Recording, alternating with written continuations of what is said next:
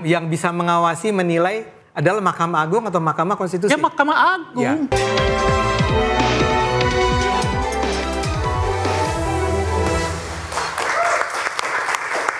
Terima kasih masih bersama kami di Interupsi. Saya mau ke Bang Ade Armando dulu. Bang Ade, apakah sudah ada komentar dari Kaisang Pangarep, Ketua Umum Anda dengan putusan hari ini? Belum, besok. Baru besok. Baru besok? Berarti tadi rencananya mau maju? Siapa? Sebetulnya gini, ya ini penting pertanyaannya. Karena Mas Kaisang itu, Ketua Umum kami itu, sebenarnya tidak pernah, sampai sekarang belum pernah memutuskan akan maju atau tidak, atau kalau maju mau maju di mana. Jadi sebetulnya nggak ada itu. Cuma memang kan entah siapa yang memulai, ada survei di Jawa Tengah, saya lupa waktu itu apakah LSI atau indikator kan? Tapi kan beliau tidak pernah menolak juga Bang Ade untuk dicalonkan. Iya sama, ya tidak pernah mengiyak, tidak pernah bilang saya masuk ke Jawa Tengah gitu, atau saya menolak bla bla bla. Tapi sebuah survei menunjukkan bahwa ternyata suara yang tertinggi di daerah tersebut di Jawa Tengah adalah Mas Kaisang, baru Pak Lutfi kan. Nah sejak saat itulah kemudian bergulir isu tentang oh kalau gitu dia maju di Jawa Tengah, bukan di Jakarta seperti yang semula sempat juga dibicarakan. Tapi dengan posisi... Masa ada juga pernyataan Kaisang Mas Ade, jangan lupa. Ya. Waktu beliau ketemu dengan Ketua Umum PKS, dan seingat saya juga PKB, beliau mengatakan saya siap menantang Anies dan juga menantang kami. Pernah ada statement seperti itu. Iya, Saya ulang, kan? kalimat itu saya siap gitu kan. Ya. Saya siap jadi gubernur Papua juga bisa kan. Tapi kan itu adalah sebuah pernyataan. Ada kalimat menantang Anies dan Ridwan Kamil. Iya, yang saya terasosiasi untuk masuk ke Jakarta. Kepala daerah di Jakarta. Pertanyaan Anda tadi saya ulang, Anda tolong ulang. Pertanyaan Anda adalah apakah Mas Kaisang Mau maju? mau maju? Ya. Nah itu nggak pernah ada.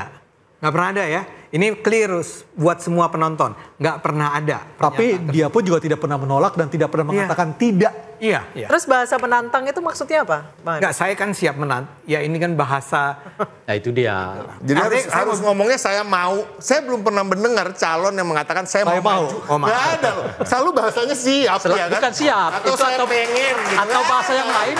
Atau bahasa yang lain. Kalau rakyat menghendaki. Itu yang agak umum tuh. Ya, saya nggak mau bantah. Nggak terlalu penting juga ini ya. Ini perlu dihadirkan ahli tata bahasa. Ini. Mas, ini teman-teman PSI menjelaskan bahwa ketua umumnya belum menyatakan, tapi teman-teman ini kayak Lebih tahu ya.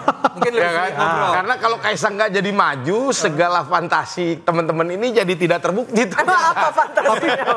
Tapi memang kan publik... Undang-undang ini dibuat-buat Kaisang lah bahwa Nah macam-macam. sekarang misalnya. Itu loh. Sekarang kita mengatakan. Coba. Buat siapa Apakah lagi? ada pernyataan? Siapa yang lahir bulan Desember tahun 94? Coba kita Apakah ada inventarisir pernyataan nama-nama calon di daerah-daerah. Apakah ada pernyataan nggak? Gibran misalnya yang mengatakan saya siap jadi calon wakil presiden? Buat Nggak ada ini. kan? Ya buat saya ini percakapan yang nggak terlalu penting. Ya itu dia. menurut saya. Tadi apa Anda katakan sebenarnya? Saya ditanya. hukum Yang tata bahasa. yang nggak boleh sebetulnya Tata terjadi. Saya ditanya. Anak saya masih usianya gitu loh. Kenapa sejak pelantikan ini tidak bicara kepentingan siapapun ya. Rasionalitasnya adalah orang yang duduk ya sebagai pejabat. Ya, di usia 30 tahun itu sejak dilantik, itu ideal memang secara ketatanegaraan. Setuju. Mengapa? Jabatan itu diisi oleh a nature-like person.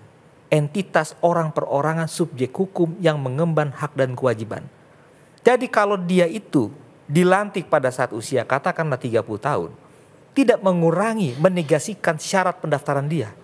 Karena dia memulai kewenangan dia, tugas jabatan dia pada saat dia berusia 30 tahun. Itu memang yang harus diharapkan sebagai Kalau daftar mengemban kerja di jabatan. perusahaan apa bedanya? Apa Ya, bedanya kan ini- sudah ada tanggung jawab, ada amanat, ada juga anggaran, ya kan segala macam. Ada bedanya. Kita daftar kerja kan gitu. Bagi saya argumen ini oke. Usianya ketika Tapi kerja, pertanyaan saya sebetulnya, kenapa sih di dalam setiap rekrutmen pejabat negara yang berhubungan dengan batas minimal usia itu selalu dikaitkan dengan syarat pencalonan. Di teks undang-undangnya begitu.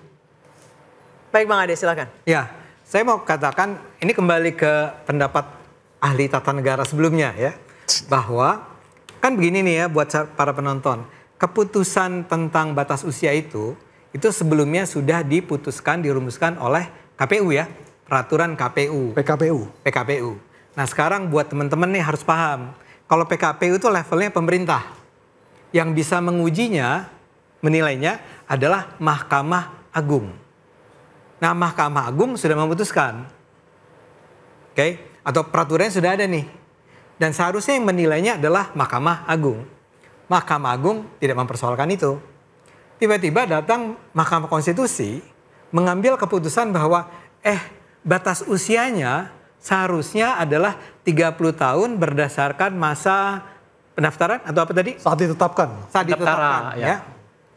Buat saya itu nggak terlalu penting apakah pada saat ditetapkan atau pada saat dilantik. Yang terpenting adalah proses hukumnya untuk menentukan pada saat ditetapkan atau dilantik itu benar atau enggak. Nah, saya mau bicara begini, pertama-tama saya ingatkan, saya tentu saja orang PSI dan tentu saja saya sangat senang kalau Mas Kaisang bisa maju misalnya di Jawa Tengah karena angkanya sangat bagus di sana. Tapi saya bicara gini, saya mengajak Anda untuk berpikir tentang sebetulnya secara legalitas ya namanya, itu boleh enggak sebetulnya MK yang memutuskan. Sementara MK sendiri sebetulnya tidak diminta oleh siapapun untuk menguji pasal tersebut. Bukankah oleh Gelora dan Partai Buruh, Bang Ade? Enggak, kan saya ulang tadi. Gelora mahasiswa yang minta. Gelora dan Partai Buruh itu sebenarnya nggak bicara tentang tadi ada bicara ultra petitum threshold itu. ya? Hanya threshold. Bukan threshold yang dia bilang itu. Kami partai-partai yang nggak masuk ke DPR, tolong dong diizinkan juga dihitung suaranya untuk bisa memajukan seorang calon. Kalau gitu kita balik bertanya. Ya. Boleh nggak dia menentukan usia 40 tahun ke bawah asal pernah menjadi kepala daerah? Siapa? Gibran. MK boleh nggak? Ya kan dia memutuskan. Boleh nggak itu? Boleh dong. Karena dia memutuskan. Ini juga boleh dong. Apa bedanya? Undang-undang sama peraturan itu dua level yang berbeda. Gak bisa begitu. Gini ya, undang-undang diujinya. Mas Ade, agak keliru Mas Ade memahaminya. Gini memahaminya.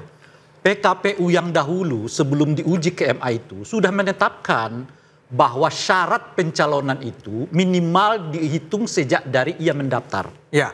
Inilah yang diuji ke Mahkamah Agung. Kemudian Mahkamah Agung dicabut, dibatalkan. Lalu Mahkamah Agung membuat sendiri peraturan baru dengan mengatakan tidak di pendaftaran tapi waktu dilantik. Stop di situ. Datang 2 mahasiswa menguji kembali aturan yang dimaksud.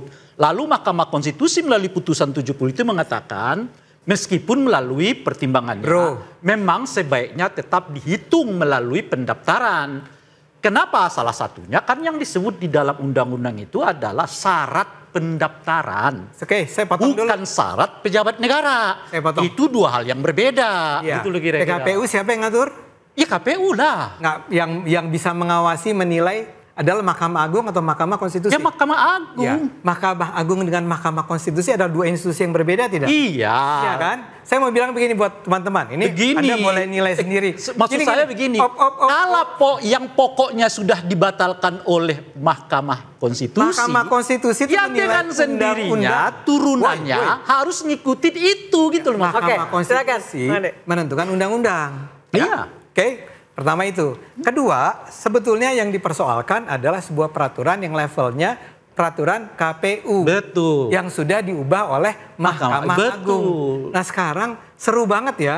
Kalau Mahkamah Konstitusi besok-besok nih ngelihat ada peraturan yang dia nggak setujui di Mahkamah Agung. Dia bilang ini harus diubah. Ya nggak bisa. Nggak boleh. Harus ada yang mengujinya. Mereka nggak bisa. Nggak boleh. Makanya peraturan di level. Jadi nggak mungkin Mahkamah Konstitusi ujuk-ujuk langsung membuat putusan 70 tanpa ada yang mengajukan. Itu pertanyaannya. Hal mustahil terjadi itu terjadi. Woi. Bro. Nah ini Mahkamah Agung. Gini loh, Bung Ade. Sorry. Stop dulu. Saya kesempatan ke Pak Ruli, usai jeda tetap bersama kami di Interupsi. Menjelaskan, semakin meyakinkan teman-teman mahasiswa.